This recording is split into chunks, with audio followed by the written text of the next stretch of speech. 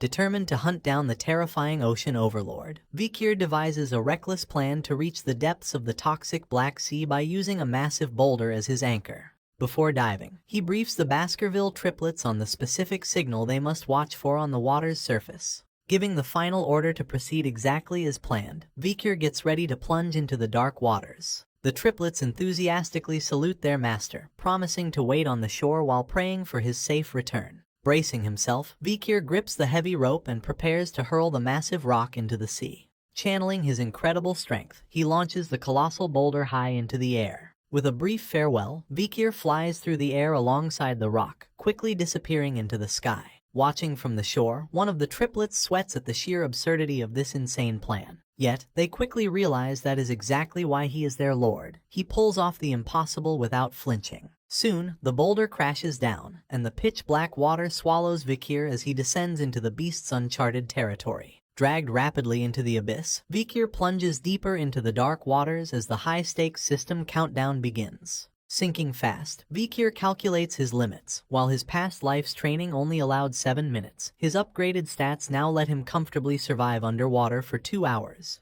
Although sinking like a stone is a crude method, it is the fastest way to bypass the unpredictable currents and reach the monster.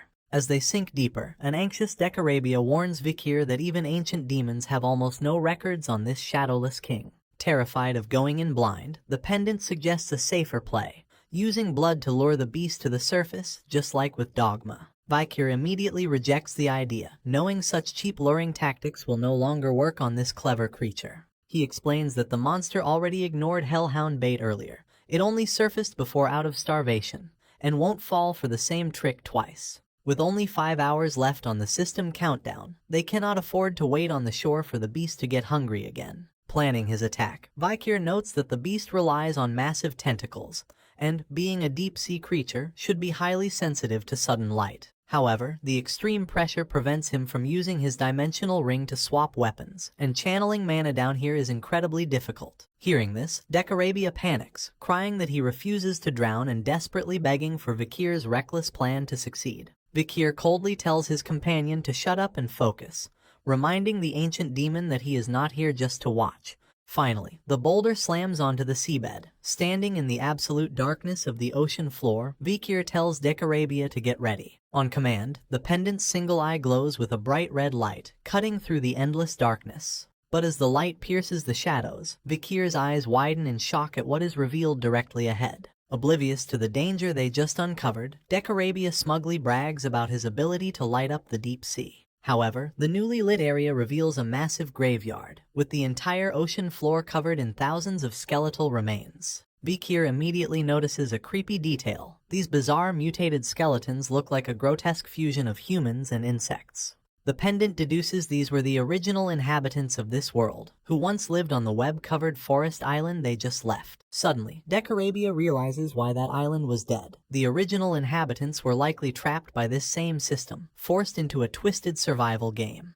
Though they clearly failed, Vikir's attention is quickly drawn to a familiar mutated skull drifting nearby. It is the demon remains of Dogma. He wonders briefly if Dogma survived, but quickly brushes it aside, knowing for a fact that the commoner boss was completely destroyed. Drawing his glowing blade, Vikir warns Decarabia to stay sharp, realizing the skull is being held by a massive predator waiting in the dark. A terrifying giant blue entity begins to emerge from the darkness, revealing itself as a colossal brain-like deep-sea jellyfish. This massive, glowing nightmare is indeed the apex predator of the Black Sea. Vikir instantly recognizes it as the ultimate calamity of the fourth floor, the Shadowless King. The battle begins instantly as the Shadowless King swings a colossal tentacle, shattering massive underwater rock pillars with a single strike. The monster then unleashes a relentless barrage of heavy strikes that completely pulverize the seabed, leaving nowhere to hide. Using his high agility, Vikir glides effortlessly through the water, easily dodging the onslaught of giant limbs.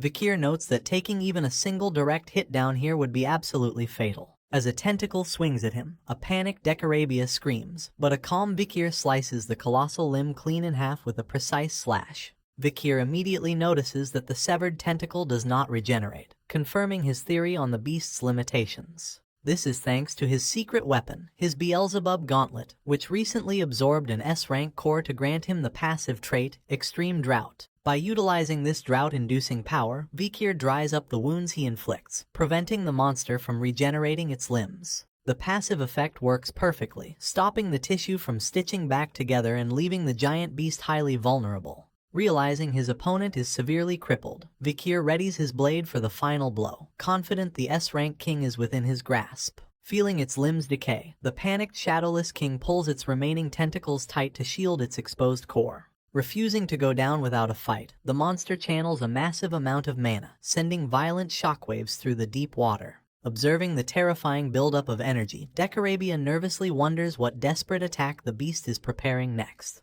The S-rank boss begins spinning its massive body at high speed, acting like an underwater turbine to violently manipulate the ocean currents. Knowing he will be swept away by the sudden shift in currents, Vikir drives his blade deep into the seabed to anchor himself. The vortex is so catastrophic that it triggers a massive lightning storm and violent whirlpools visible from the surface, causing the triplets on the shore to scream in terror at the unfolding battle. Meanwhile, Vikir stares in shock as the monster generates two colossal underwater tornadoes right in front of him.